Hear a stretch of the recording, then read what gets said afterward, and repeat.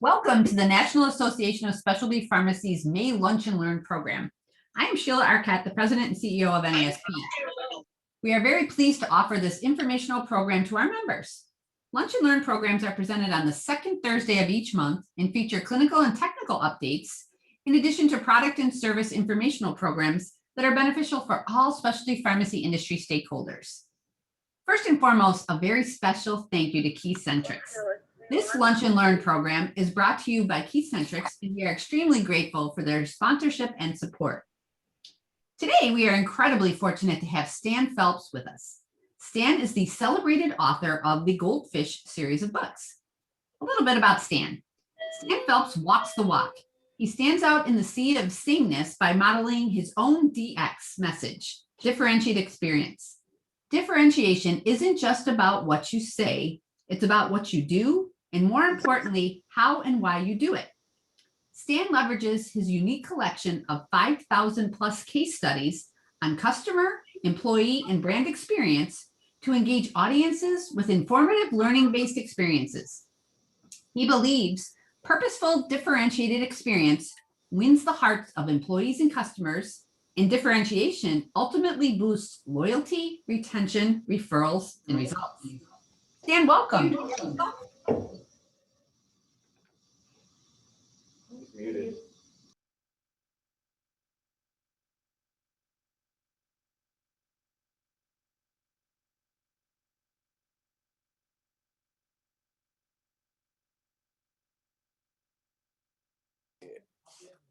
Okay, was I muted there for a second? I apologize. I'm back. Want to start out and just talk about what I would call the elephant in the room. I'm not sure why I am not muted. I'm going to mute. Can we hear? Oh, we can. Great. Thank you. All right. I want to start out and talk about the elephant in the room, which is not the sound, by the way, but acknowledge that we're in the midst of a global pandemic.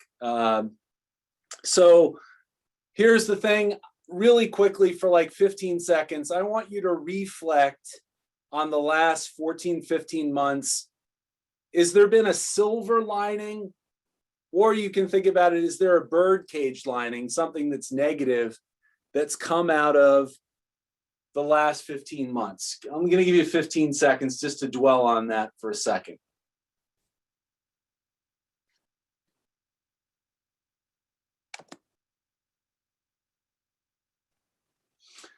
So for me, I can tell you this, I have done something a little unusual over the last 15 years.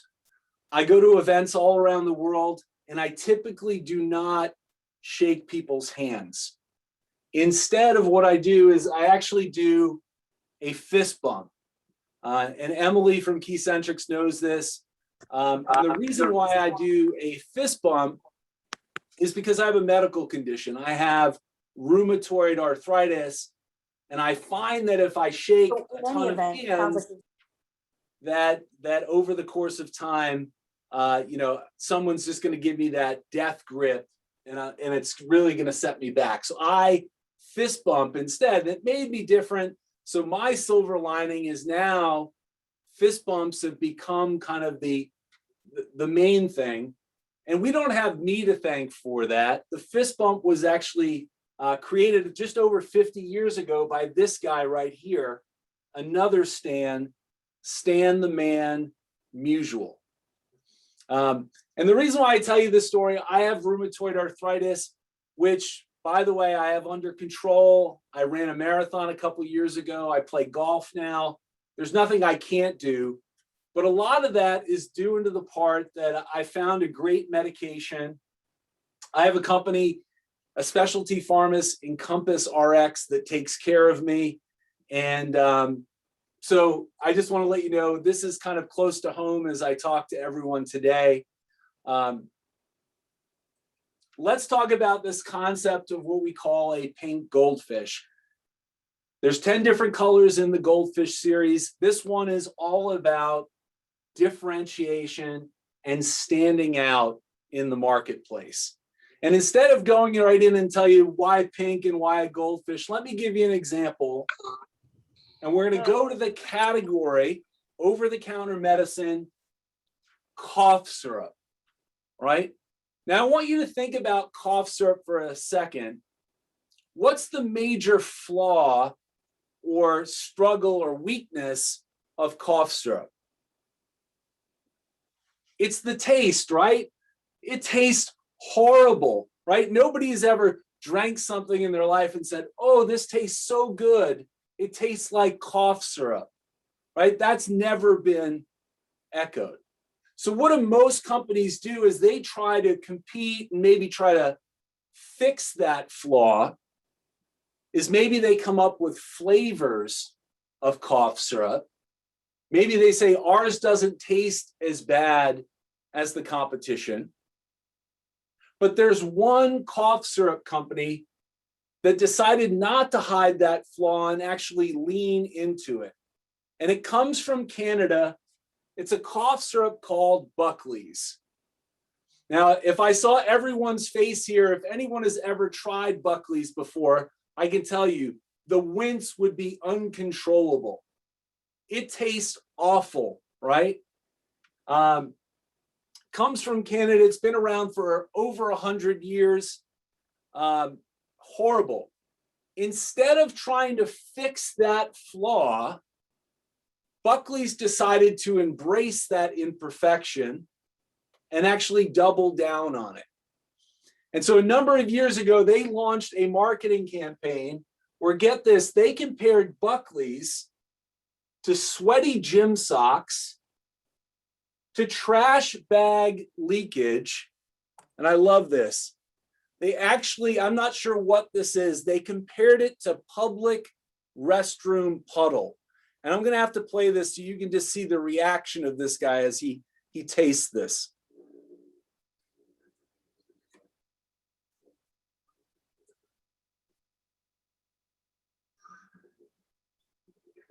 I can't tell. It must be made by the same people. Now, here's the deal. What were they trying to say is, look, people swear by it, people swear at it and buy it. It tastes awful because it works. Instead of trying to improve that imperfection, they leaned into it. And here's the thing, did it work? Before Buckley's did this, they were just 2% of the market in Canada. Within 18 months, they had shot up to 11% of the market. Now, a little bit of Canada reference here. They call this in Canada a hockey stick. And today is all about being different, but I'm not going to be naive. There's nobody that got on this webinar today for NASP and didn't realize that it was important to stand out in the marketplace and be different. We all know it's important to differentiate. But in the words of Youngmi Moon, Harvard Business School professor, wrote a great book called Different. She says, even though we know it's important to stand out and be different, the number who are able to achieve competitive separation is depressingly small. So how small? If you had to guess, what percentage of people and organizations actually have the ability to think and act differently? Do me a favor, type this in the chat. We're going to do wisdom of the crowd.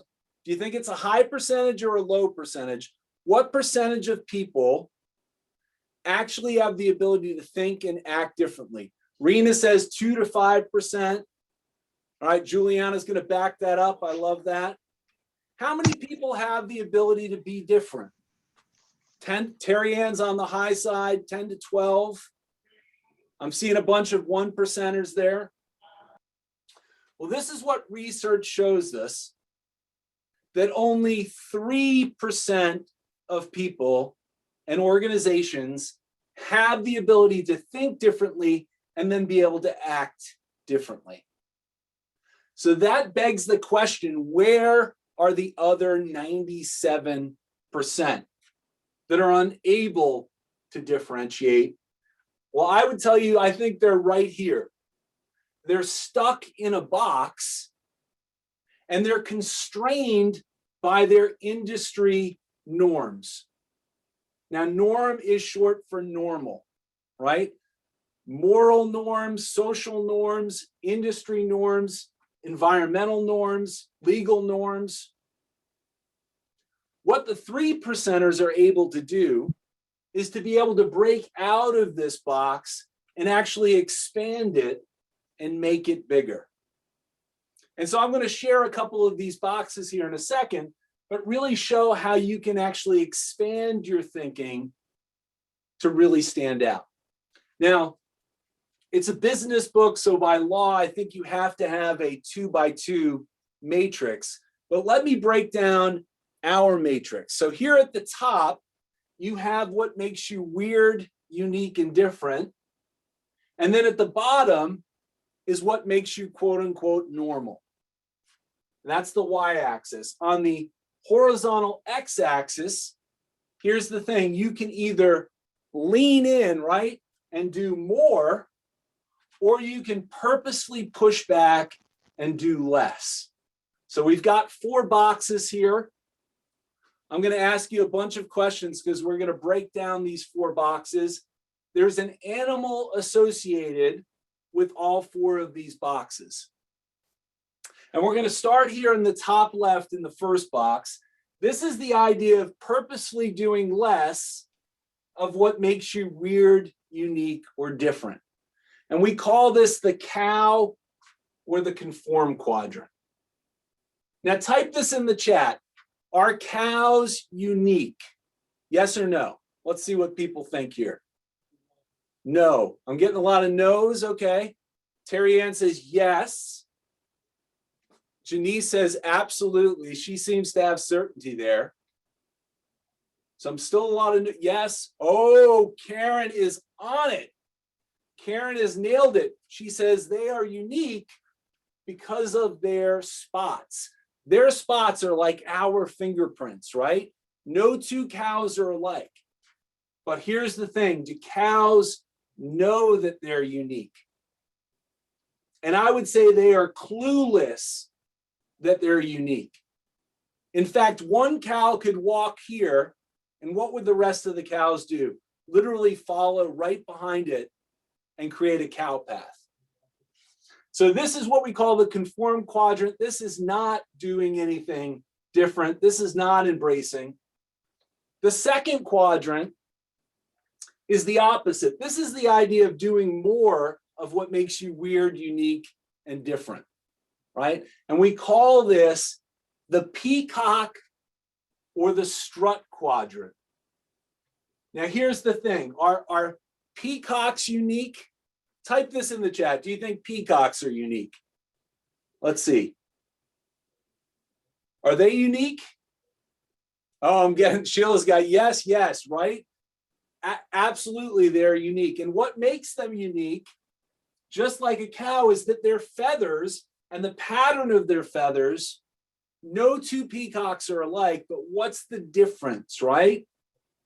Peacocks are not afraid to be like, hey, have a look at me, right? They're not afraid to put it out there and double and triple down on that uniqueness.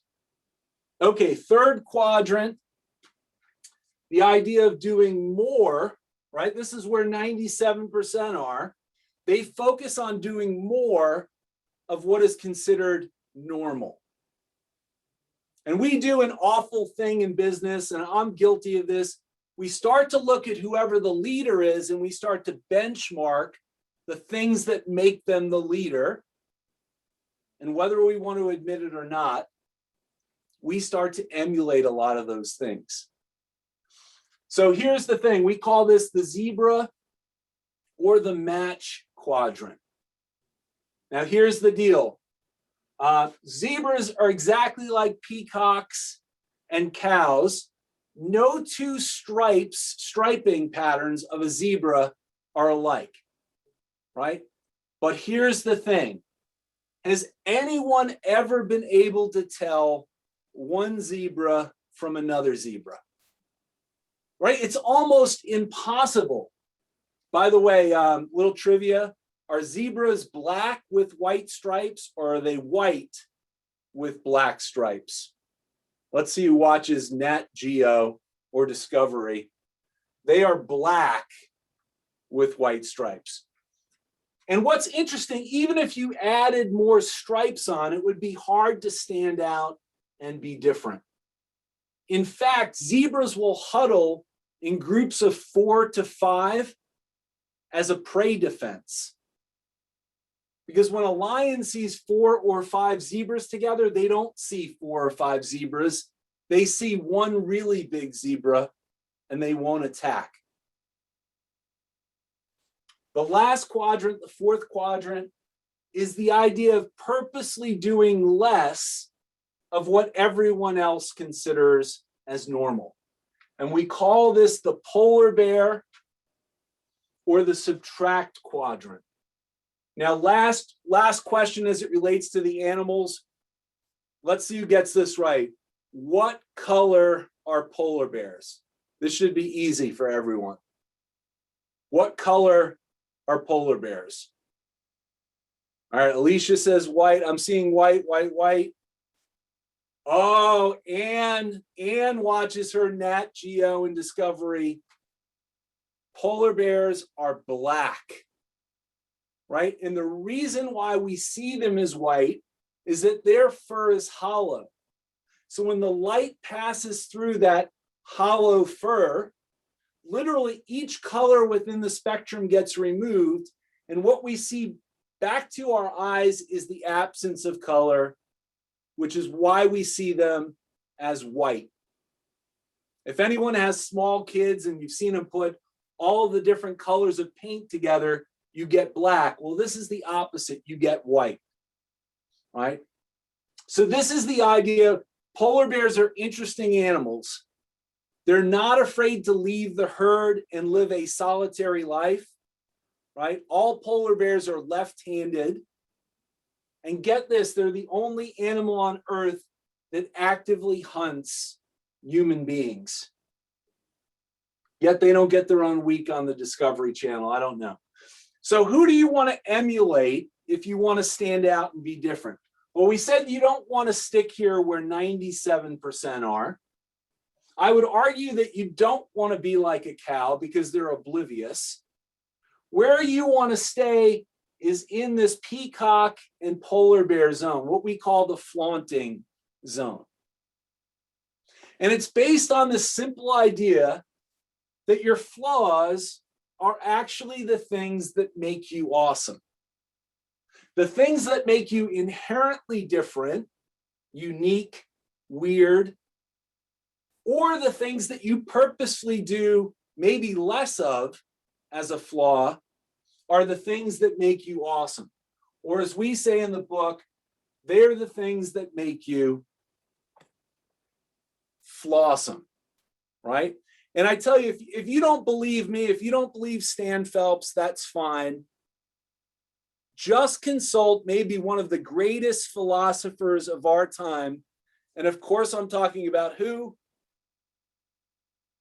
Bob Ross, right? It's the imperfections that make something beautiful. That's what makes it different and unique from everything else. Now, a little bit of background. This is not just me thinking about this. This is a result of starting a project and looking at over 400 organizations that have achieved competitive separation. And so my co-author, David Rendell, and I, we looked through these hundreds of examples and we tried to look to see if we could find patterns of how you could do this. And it turns out that there's 7 different ways that you can stand out and be different. And by the way, the 7 different ways, they follow the acronym of FLOSSOM. I'm a big acronym and portmanteau lover. 2 words put together to make one. So the F in FLOSSOM is this. It's the idea of flaunting. All right, and we see flaunting as something that's positive, not negative, right? The Webster's definition that we like is this idea of parading without shame, right? Truly owning who you are, right? Individually or as an organization, and not being afraid to put it out there for everyone to see. Now, here's the thing. Vaccines with the pandemic, I know for myself and my family, we're already starting to think about summer trips potentially. So if you had to guess, of all of the states in the great 50 states, it's easy to think of maybe the most popular states in the top 50 states. But if you had to guess, type this in the chat. Let's see if anyone can get this. What state for 4 years in a row ranked number 50 out of 50 in terms of the most desired states to visit in the country? Let's see if anyone can get this one. If you had to guess, what's the least desirable state to visit in the entire country? Let's see if we have any guesses here.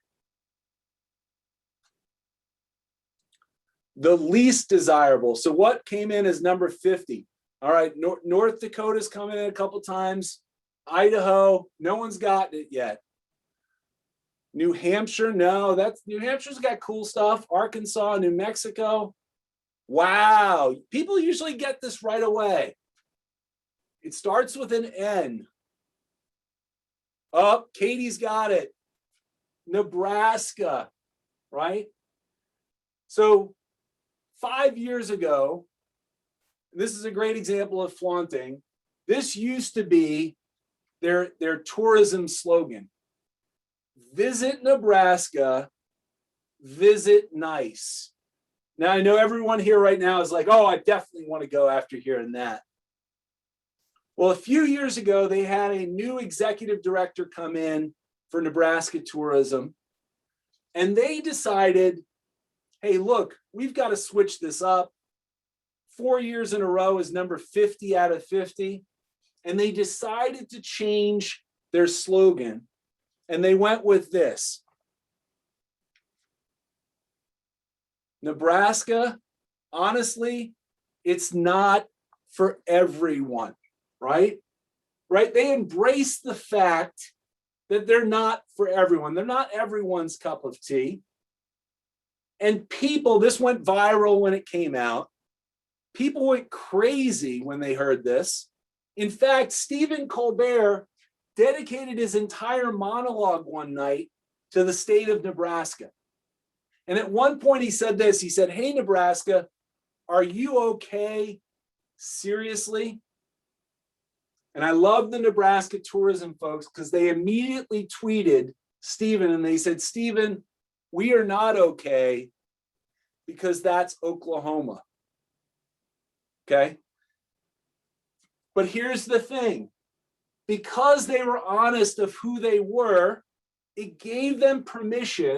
And this is a great example here of a campaign that they did. Lucky for you, there's nothing to do here.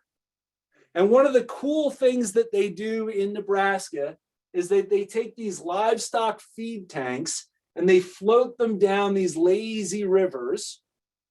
I can imagine there's not a lot of paddling going on, by the way. I'm sure there's a lot of coolers that are brought. But here's the thing, that may not be for everyone. But if that's something that you like, hey, Nebraska might have something for you. Great example of owning who you are, right? And not being afraid to flaunt it and put it out there. Now, I got to give Keycentrics a shout out because here's the thing, Keycentrics, they're a B2B company, right? Technology, it's like, how much boring can you get than B2B technology software company? But I give them credit because if you haven't went to keycentrics.com, I would encourage you to do it. They definitely have personality. They're not a boring, stodgy company. They're not afraid to make fun of themselves. And you can tell that there's a culture of having a good time and bringing your personality to work. Now I've got to share this. This is a snippet of a video that they did. I'm going to call out Luis Rodriguez, who's the president, but check Luis out.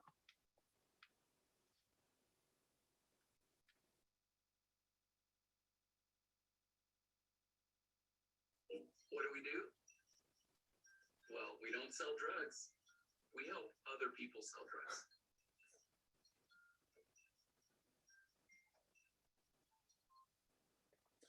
I love it. Not be, embrace who you are and don't be afraid to put it out there. You don't have to be like everyone else. So that's flaunting. The L in Flawsome is this idea of lopsiding. So lopsiding is very much a peacock strategy. This is taking what makes you weird, unique, and different, and not only doubling down on it, but it's way up here to the right. This is leaning into it and tripling down on it. Now, example from fast food. Does everybody remember when this movie came out? And if you're not familiar, that's Morgan Spurlock. Very simple theme. For 30 days, all he did was eat McDonald's. And the reason why it's called Supersize Me is when anyone asked if he wanted his meal supersized, he had to say yes. And what did he learn eating fast food every meal for a month? It's not good for you. Duh, right? So what did every fast food company do within a year of this movie coming out? Well, McDonald's decided to get rid of supersizing, but every fast food, yogurt, salad, fruit, water, and there was one company that decided not to change and do what was now becoming the norm. They leaned in to what made them different. And that company was Hardee's, or if you're on the West Coast, Carl's Jr. They decided, look, we're in the fast food business. They took food that was fat and nasty, and they made it fattier and nastier. And right when this came out, they launched what they called the thick burger. And this example right here, it's called the Great American Thick Burger. Let me have you look at that in all its glory. Right? That's an entire hot dog on top, right? Split apart. You've got a half a pound of meat, right? I'm not sure what that green stuff is, but then you even have potato chips at the bottom, as if you're too lazy to physically pick up the chips. Now, they actually, at the time before this, they were closing stores. They weren't successful. But by leaning in to who they were, when everyone was pulling back, they started to become one of the most profitable QSRs, quick serve restaurants out there. Now, I have to share this because I'm from the state of North Carolina. Today, I'm in a place called Research Triangle Park. We're the biggest pork producing state in the entire country. So when they did this next thing, it really warmed my heart. They created a thing called the apocalypse. This is literally hashtag no part of the pig left behind, right? You're never supposed to use black when you advertise food. They obviously threw that out. You're certainly not supposed to talk about the end of times, the apocalypse, right? But they leaned in to what made them different. They lopsided that. Now you're like, well, what does this have to do with specialty pharmacy? Well, let me give you an example that relates to specialty pharmacy. And think about what is normal when you think about specialty pharmacy. The thing that makes it different is, look, you guys are providing an amazing service. You need to be accessible around the clock, right? So when I looked at almost every specialty pharmacy site, I saw literally the same set of numbers. And the set of numbers is simply this: 24/7, 365. Almost every specialty pharmacy I looked at. How can you provide more service than 24/7, 365?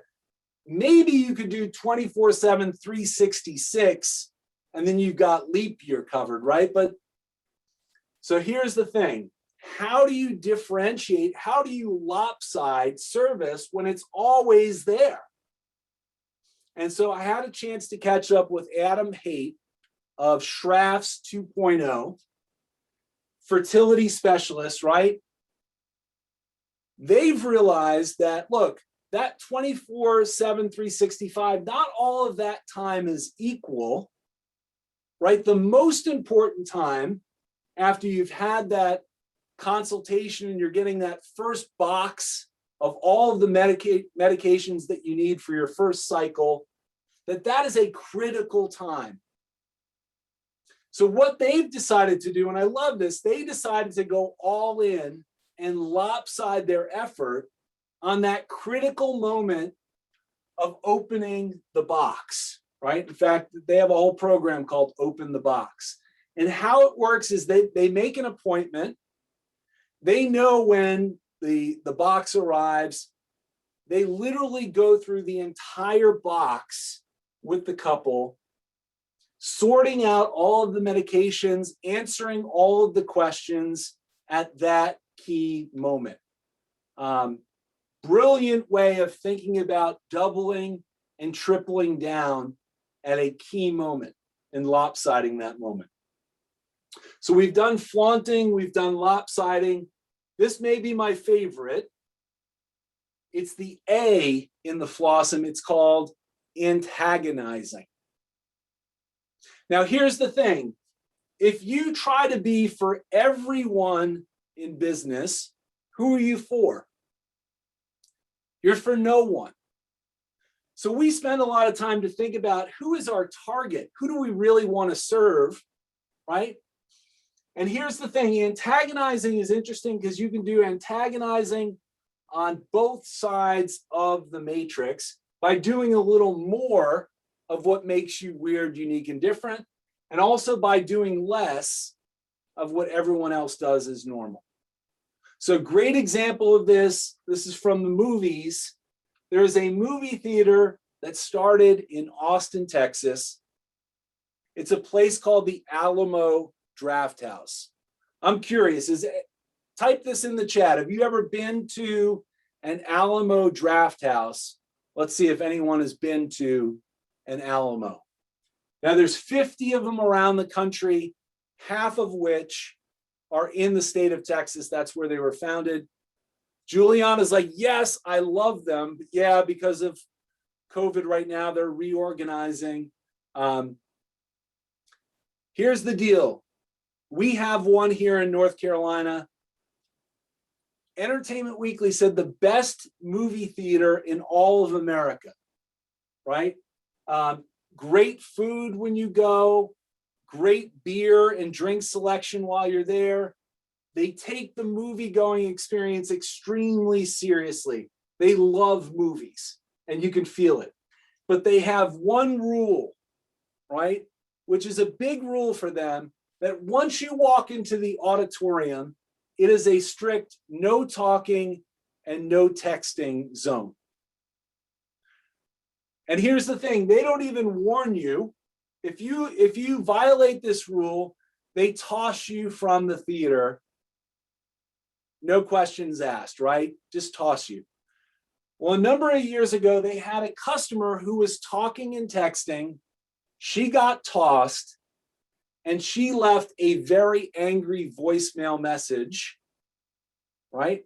And here's the thing, what happens when we have a customer that complains to us, right? What would most businesses do, right? They would call the customer back. We apologize. Can we give you your money back? What can we give you, a coupon? How do we fix this, right? That's not who the Alamo Drafthouse called. Instead of calling her, they called someone else, and they called their lawyers. And they took that voicemail message that she left, and they asked their lawyers, can we use this? And they said very quickly, they said she knew she was being recorded. And so they put it on their blog. They've now used it as a PSA. And I'm going to let Anderson Cooper tell you the rest of the story. All right. Thanks very much. I should have time now for the ridiculous. Tonight we're adding my latest source of annoyance, people who talk and text at the movies. And I want to talk about one young woman in particular, a woman who was repeatedly warned to stop texting during a movie in Austin, Texas, wouldn't stop, and was promptly thrown out of the theater. Then she left an angry voicemail for the theater, which is posted on its blog for your enjoyment. No, that wasn't supposed to text in your little crappy theater. All right. Did I mention that theater is called the Alamo Drafthouse and that they serve beer? Well, I'm not sure if I mentioned that, but indeed, I think our texter may have partaken a little pre-party during the previews, perhaps. Listen to her next defense. So excuse me for using my phone in USA, United States of America, where you are free to text in a theater. I love living in the United States of America where you are free to text in a theater. Now, that's the lady who knows her Constitution. What's all that freedom jazz about if some drunk girl can't constantly update her Facebook status while people are trying to concentrate on Kung Fu Panda 2? Next, the text lady employs something I like to call the silent but deadly defense. And it was on silent. It wasn't on loud. It wasn't bothering anybody. You guys obviously were being with me.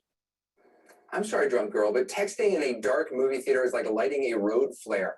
People are going to see it. You might not through your beer goggles, but everyone else will. Drunk girl didn't give up, though. She's been hitting the wall books, apparently, and comes up with two more arguments for her defense. A combo of the I didn't know defense, seasoned with just a touch of the I do it everywhere else defense. I was not aware that I couldn't text in your theater, all right? I texted in all the other theaters in Austin, and no one ever gave a about what I was doing on my phone, all right? Now, maybe she has texted her way through every other movie theater in Austin. I wouldn't be surprised, but as it turns out, this particular theater has a well-known zero tolerance policy against talking and cell phones. It's kind of this theater's crusade, and they have all kinds of creative announcements about it. Watch. Like an electric cattle prod with myself. This is if I hear someone talking, I'll give them just not an aggressive shock, but just a light shock. My name is Pedro Sanchez from Napoleon Dynamite. If you vote for me, I'll make sure that everyone is very quiet in the theater. Don't talk during the movies. Turn off your cell phones and beepers, please. You can find out who they are and then cut their tongue out. So I think it's pretty clear where the Alamo Drafthouse stands on this issue. And you know what? Maybe a theater with that kind of policy just isn't for everyone. All right, so here's the thing. Obviously, they've now made this into a PSA. I want you to imagine even the situation that even if she didn't leave that voicemail, that customer is catching up with her girlfriends the following weekend at brunch, and she's telling about her experience at the Alamo Drafthouse. I can almost guarantee you if she had 6 of her girlfriends with her, that 3 of her girlfriends are listening and they're going, what's the name of that theater? You know, like, I think I'd like to go to that theater where people are actually quiet during the movie. And 3 of the friends might say, look, that's ridiculous. Like, I love to text while I'm at the movie. I'm never going to go to the Alamo Drafthouse. And that's exactly what the Alamo Drafthouse wants. They want to do a better job for the customers that they're for. And if they can push away some of the ones that they don't want, they know that that's going to attract the type of customers that they do want. All right, the 4th type is what we call withholding in the Flossom matrix. This is a classic polar bear strategy. Right? This is the idea of looking at some things that everyone else does just as the normal course of business, right? But figuring out ways that you can actually pull back and not do them. Stand out and be different, not by doing more, but by doing less of what others consider as normal. Now I'm going to show you a picture here in a second. This is from retail. Let's see who can be the first one to type what day of the year this is in retail.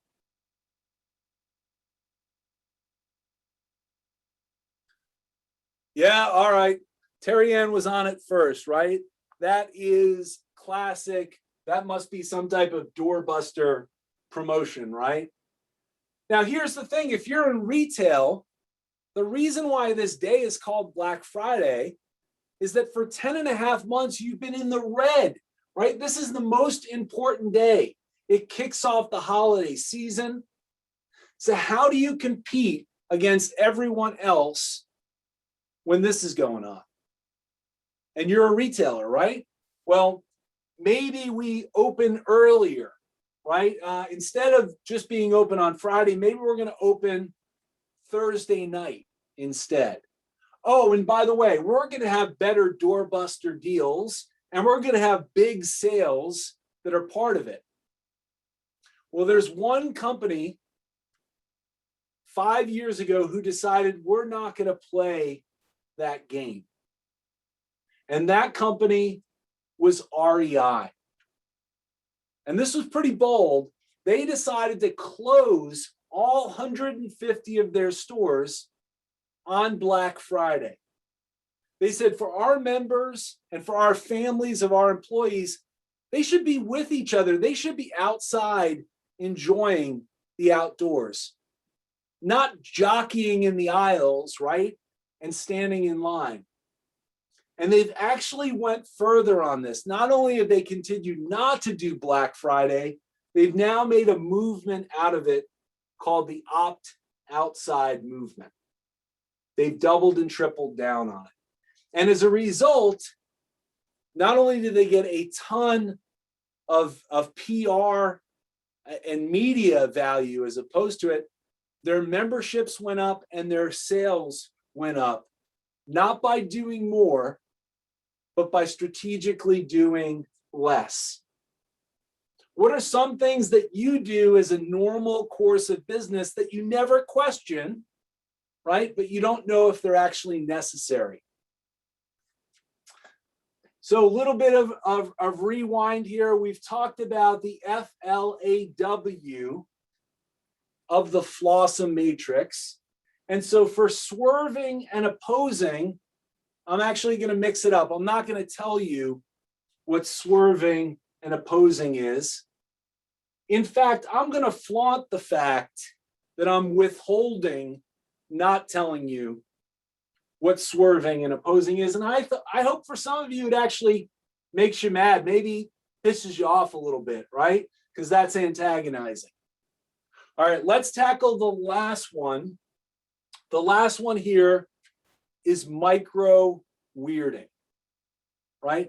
And micro weirding is this idea, it sits kind of right in the middle of the matrix. These are small little things that you do. Little things that you either do a little more of, the things that make you unique, or a little less of what everyone else does as normal.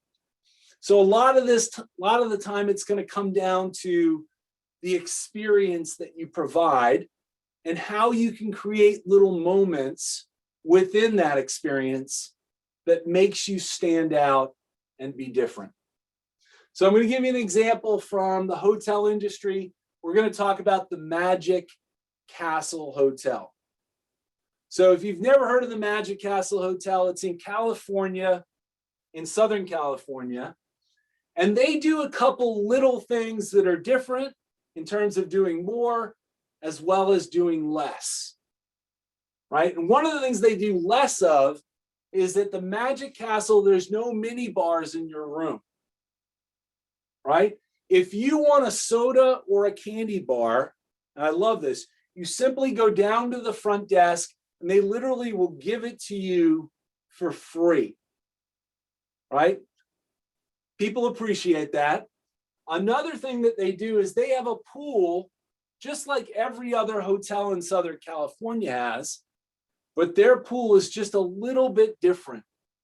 Their pool has a thing called the popsicle hotline. right? So imagine yourself sitting by the pool, you're getting a little warm. You simply walk over, you don't have to dial, you just pick up the phone, you tell them what flavors you would like, and literally within a couple of minutes, with white gloves and a silver tray, they deliver you your popsicles poolside. I mean, do people kind of get that? Do they appreciate that? Absolutely. And oh, by the way, Magic Castle, last time I checked, 3,500 5-star reviews on TripAdvisor. They're the most reviewed hotel on the entire site. One example from specialty pharmacy, I wanted to get this in, tell you a little bit about Adhere RX.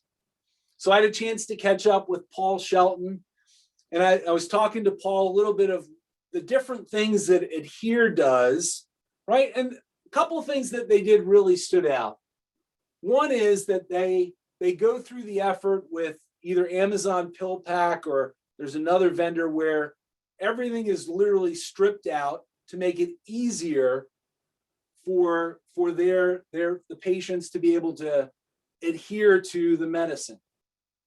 But one thing he shared with me really stood out because we were talking about how important that kind of last mile is in terms of delivering the specialty medications. And we were talking and reminiscing back in March. Does everyone remember this when Memphis got shut down, right? And we were talking about how horrible that was if your medicines were stuck in Tennessee. And so, one of the neat things that Adhere does is that they've established an entire courier network, right, that they work hand in hand with to not only do contactless delivery, but if there are any issues with the big carriers, they now have the ability to skirt around that and still fulfill the patient's needs. So I love that.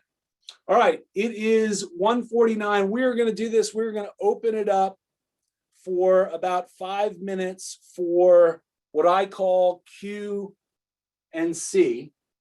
And I'm going to invite Sheila to come back in. Sheila, you've been mining the chat. Any questions that have come up? Let's kick off questions and comments. I don't have any yet, Stan, but let's see. Anybody? Questions for Stan? Comments? What do you think?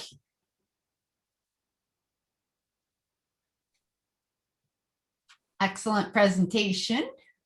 That's always nice to hear. So while people are thinking about it, I'm going to give you probably the biggest question I get. Hey, Stan, you showed Hardee's and you showed REI and you showed a bunch of other stuff. But look, we're B2B, right? We're dealing with other businesses. Can we be different, right? We don't have quite the ability. And so I would say yes and no.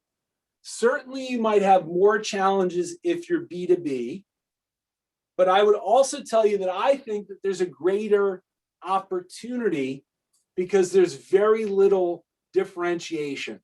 So it's much easier to create that competitive separation. And the story I love to tell is this. If anyone's familiar, there's a company based out of Lexington, Kentucky that makes they're called high velocity, low speed fans. In fact, when they started, their acronym and the name of the company was HVLS Fan Company. And so they made some of their fans are like 20 feet wide, the blades. It's industrial fans. A lot of great case studies on how, cows produce more milk, workers are more effective, customers buy more given the climate. But I love this because the company, we're constantly getting these calls that people would say, hey, are you the company with those big ass fans? And I love this because they kind of resisted at first, but then they embraced it. And I got this, my co-author got this recently at a trade show. but literally it is, they literally changed the name of the company to Big Ass Fans. They were acquired a couple years ago for $500 million. And it was when they leaned into who they were and they weren't afraid to put it out there that they really kind of excelled. Sheila, any other questions that have come in? Yes, we have a couple, Stan. So the first one is, like zebras, is there a benefit for organizations to team up together to protect themselves or stand out in an environment? Ooh, it's a good, I've never heard that before. I love that. Yeah, I think I'm all for kind of strategic partnerships. I believe, at least in my industry as a speaker, we all believe, look, we can make the pie bigger. Mm-hmm. You know, we don't have to look at each other as competing for that same thing, that we can all, you know, the rising tide lifts all boats. So I would be open to that, but here's the thing. Sometimes that's a double-edged sword, because you can start to then do things exactly like how your partners are doing it. So I would say strategically do it, but also find ways that you can actually stand out on your own. All right, so the next question, what is one thing participants can do today to understand what makes their pharmacies unique or different? Great, so great question. I think one is that you can go out and you can talk to your employees, you can talk to your customers and get their feedback. But I would tell you what's gold is talk to the folks like Keycentrics who might work with other people within your industry, because suppliers have a unique viewpoint of how you are different compared to others within the industry. Great, we have time for one last question, because I want to finish with one last story, and then hang on, because I've got a little something extra for everyone. All right, the last question that I have, Stan, is the specialty pharmacy industry is heavily regulated. How do you differentiate while complying with requirements and ensure truth in advertising? Yeah, so I think that's excellent. I'm not saying that you go outside the guidelines or the regulations, but I am saying that in some areas you want to walk right up to the line. You know, not cross it, but you want to walk up to it. You want to experiment and do little things like little pilots to be able to prove that things work before you roll it out. You also want to make sure that you have legal and compliance that are on board. And if you can start small and you can start with a kind of pilot mentality, and you may make some mistakes in the beginning, but they're not going to be, you know, irrevocable. That's way to go. So here's the thing. I want to finish today, and I want to tell you a story about this guy right here to kind of wrap this all up. And his name is Ashikaga Yoshimasa. And he was a Japanese shogun all the way back in the 16th century. And Ashikaga had literally a favorite tea bowl that he loved. Imagine if you had like a favorite coffee mug that was irreplaceable, like your son or daughter made it for you, or you got it at your college and you couldn't get another one. He loved this tea bowl. And one day he wasn't paying attention and he knocked it over. And what happened? It smashed into pieces. And he was so upset. And he decided, well, I've got to try to fix it. Just like you would probably do, right? You get out the super glue and like, maybe this time I could salvage it. Well, he sent it out to get fixed, and it came back just 2 days later, and he held it in his hands and his heart sank. When they repaired it, they used this black, coarse, ugly glue.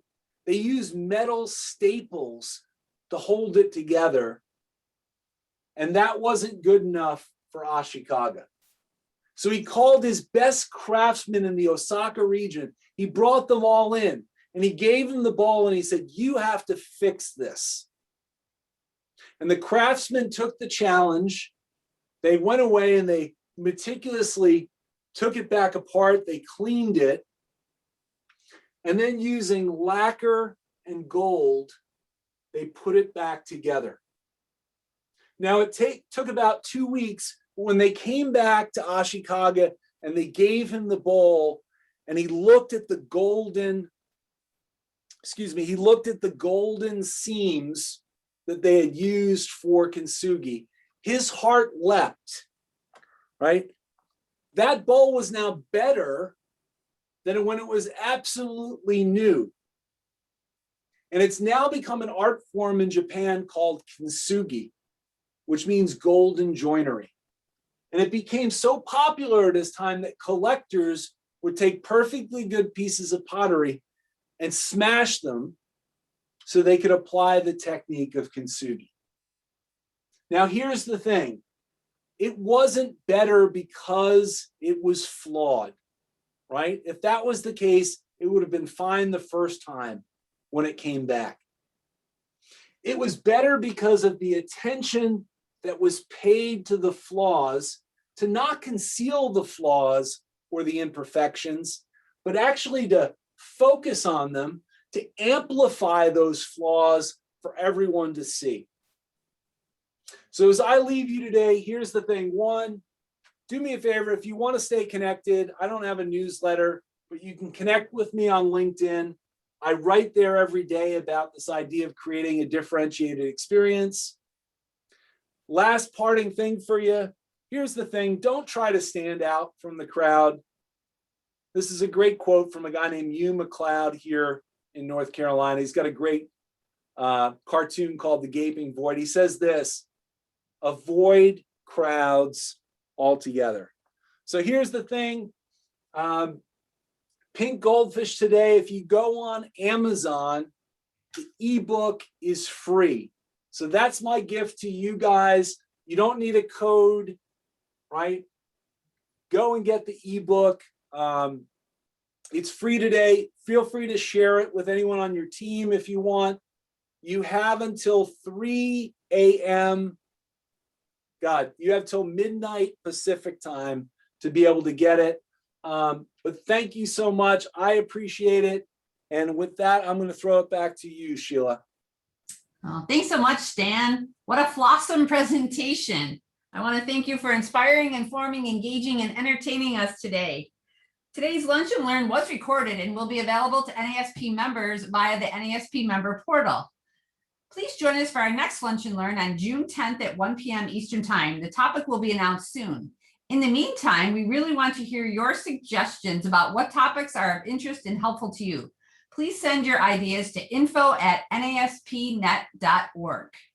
As a reminder, our annual meeting and expo is being held this year as a live event. Yay! September 27th through 30th at the Marriott Marquis located in the heart of downtown Washington, D.C.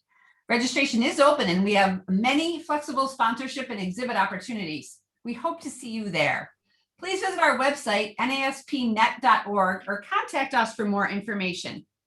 On behalf of NASP, thank you so much for joining us today. Again, a very special thank you to Keycentrix for making this possible. We are so appreciative of all of our members for your help and your support. We truly could not do what we do without you. Have a great day.